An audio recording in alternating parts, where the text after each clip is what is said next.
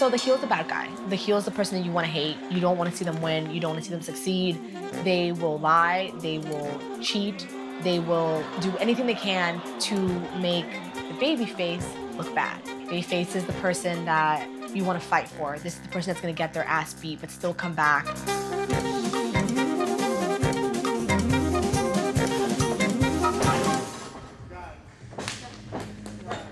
Professional wrestling is about more than good guys versus bad guys, or, as they're known in the business, faces and heels. Wrestling is its own language spoken around the world in massive stadiums and in high school gyms.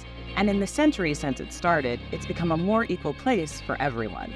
After decades of stereotypes and second billing, women have earned the main event. And a new generation has seized the opportunity to make their mark on sports entertainment, whether they're training for their debut match, killing it on the independent scene, or breaking through to the big leagues. These are the stories of 7 women in the one-of-a-kind world of pro wrestling.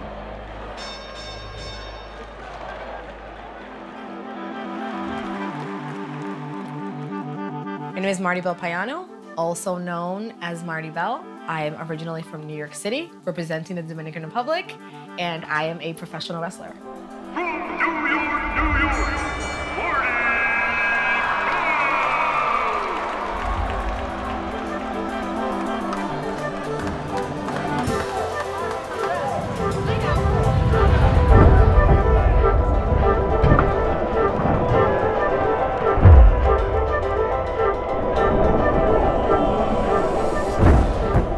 I began to love wrestling when I was about 7. When I moved to New York, I didn't speak English. And I lived next door to 3 of my cousins. They would come over to my grandmother's house when their parents went to work, and my grandmother would watch them. And at night, we would watch wrestling. I would be able to watch wrestling, understand who was a good guy, who was a bad guy. Oh, I like this guy. Oh, this guy looks cocky, without understanding a word they were saying. It goes back to loving novelas. Like, everybody loved the bad guy. And when I started acting, I wanted to be the bad guy. I didn't want to be like the good girl who cried.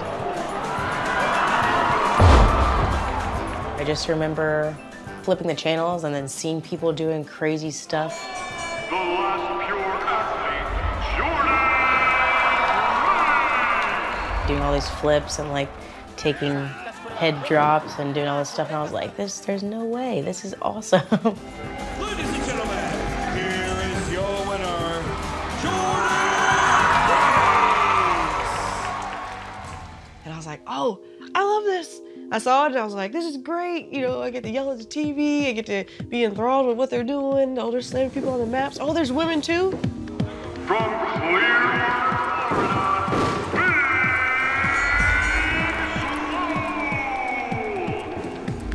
It was amazing to see. We would watch it religiously all throughout the week. I used to go over to my cousin's house and we'd all play like the video games together. from Franklin Square, New York, Willow Nightingale. So when it hit me, I was like, I should just watch this, right? So then I started watching wrestling, and like from the first time I watched it, it was Thursday night SmackDown. I was like, I guess this is it. This is just like my life. I want to do this. I want to watch this. I'm going to be involved.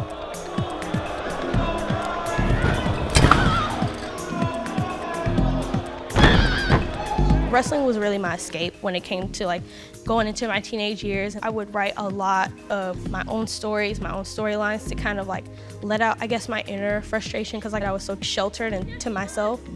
She is the hottest flame, Kiera Hogan. I would watch it when I was sad, I would watch it when I was really happy. It was the only thing I ever really talked about. Like it was so complex and there were so many different elements in it that I think attracted me to it. I remember being by myself at lunch one day, and I remember a small group of people hanging out by one of the lunch tables talking about wrestling. From Miami Gardens, Florida, Diamante. My ears perked up like a little dog, and I was like, oh, cool, you guys saw that too?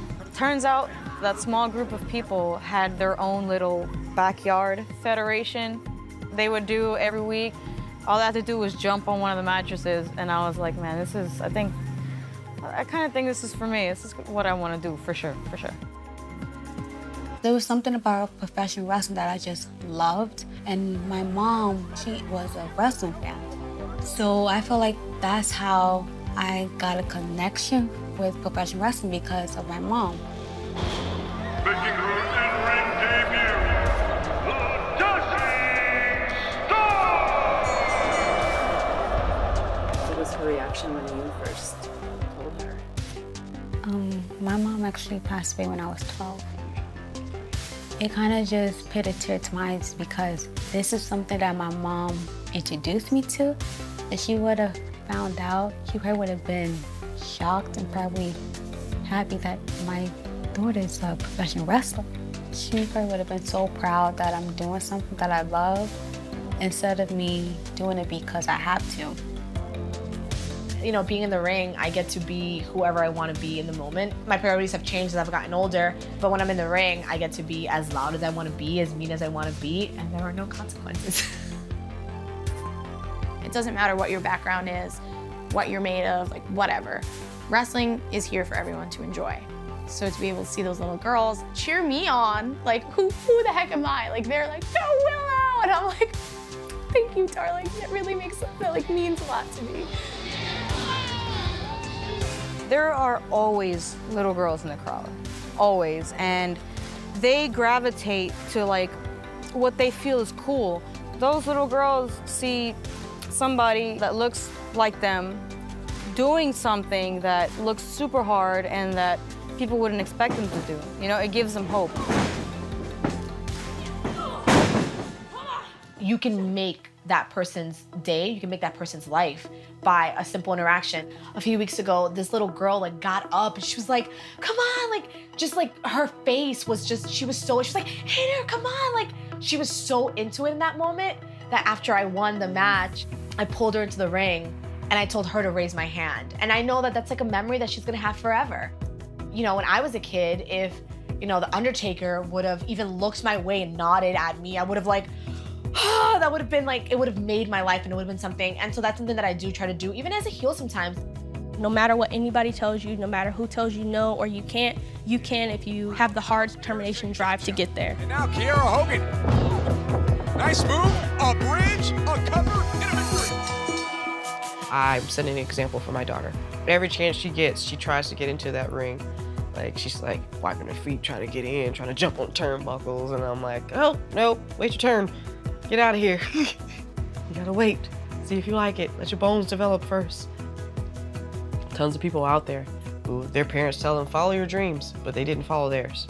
When I tell my daughter to follow her dreams, I'm not a hypocrite. And I'm part of the 1% that's able to say that, truthfully. Follow your dreams, because mom and dad did it. It's the best role model ever.